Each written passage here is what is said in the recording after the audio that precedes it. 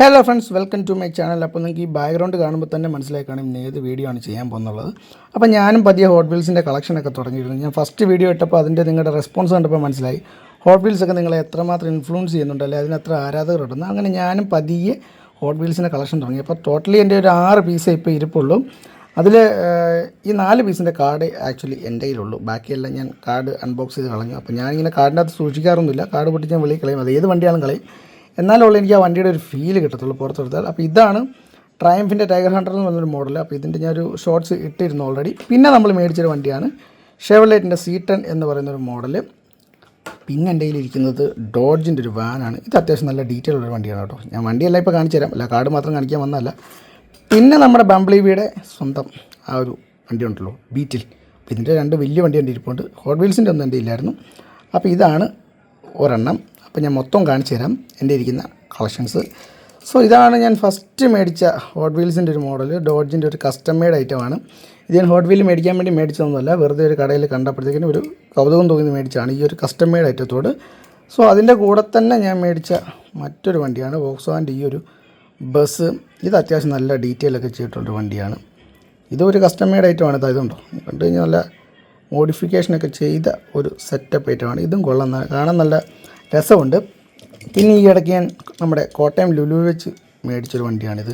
ഇത് ഞാൻ hot wheel മേടിക്കാൻ വേണ്ടി തന്നെ വീട്ടിൽ നിന്ന് പോയതാണ്. പക്ഷേ അവിടെ ചെന്നപ്പോഴേക്കും ഒരുപാട് കളക്ഷൻസ് ഉണ്ടെങ്കിലും കൂട്ടത്തിലൊന്നും കൊള്ളില്ല. കാരണം എല്ലാം ഫാൻസി ഐറ്റംസ് ആയിരുന്നു, നമുക്ക് പറ്റിയ ഒരു ഐറ്റം ഇല്ലായിരുന്നു.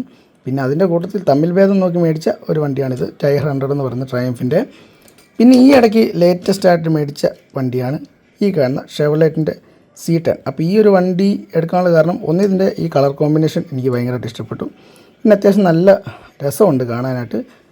പിന്നെ ഇതൊന്നും അല്ലാത്തൊരു കാരണം, ഞാനൊരു 3D മോഡലിംഗ് ആർട്ടിസ്റ്റാണ്. അപ്പോൾ ഈ ഒരു വണ്ടി ഞാൻ 3D മോഡൽ ചെയ്തിട്ടുണ്ടായിരുന്നു ഒരു കഴിഞ്ഞ 2-3 മാസം മുമ്പ്. അപ്പോൾ അതുകൊണ്ടാണ് ഞാൻ ഈ ഒരു വണ്ടി സെലക്ട് ചെയ്തത്. ഇതും കാണാൻ നല്ല രസമുണ്ട്. പിന്നെ ഉള്ളതാണ് ഡോഡ്ജിൻ്റെ ഒരു വാനാണ് ഇരിക്കുന്നത്. അപ്പോൾ ഈ മേടിച്ച 3 എണ്ണത്തിൽ എനിക്ക് ഏറ്റവും, അല്ലെങ്കിൽ 6 എണ്ണത്തിൽ എനിക്ക് ഏറ്റവും ഇഷ്ടപ്പെട്ടൊരു വണ്ടി ഇതാണ്. കാരണം ഇതാണ് കുറച്ചുകൂടെ ഡീറ്റെയിലൊക്കെ ഉള്ള വണ്ടി.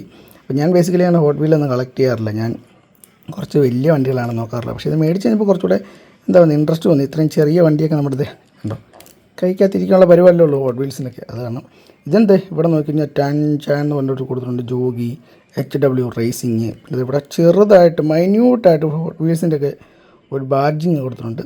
അത്രയും ഡീറ്റെയിൽ, ഇത്രയും ചെറിയ വണ്ടിക്ക് അത്രയും ഡീറ്റെയിൽ ആയിട്ടുള്ള വണ്ടിയാണിത്. അകത്ത് നോക്കിക്കഴിഞ്ഞാൽ ക്രോം ഫിനിഷിൽ എന്തൊക്കെയോ ഇൻറ്റീരിയർ കാണുന്നത്. ഇവിടെ ഒരു സീറ്റ് കാണാം, 2 വീല്, എന്തോ സെറ്റപ്പ് എന്നറിയില്ല. എന്തായാലും എന്തോ വെടിയുമ്പൊക്കെ ഐറ്റമാണിത്.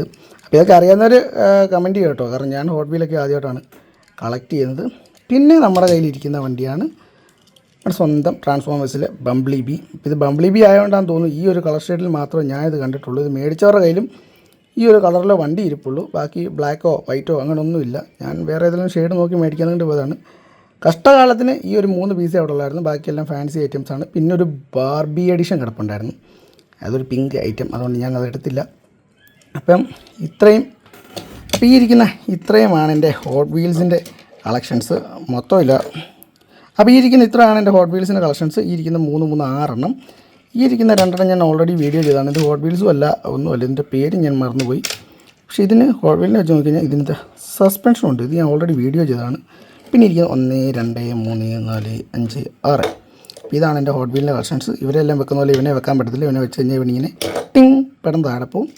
അപ്പോൾ ഇത്രയാണ് എൻ്റെ കയ്യിലിരിക്കുന്ന കുഞ്ഞൻ കാറ്.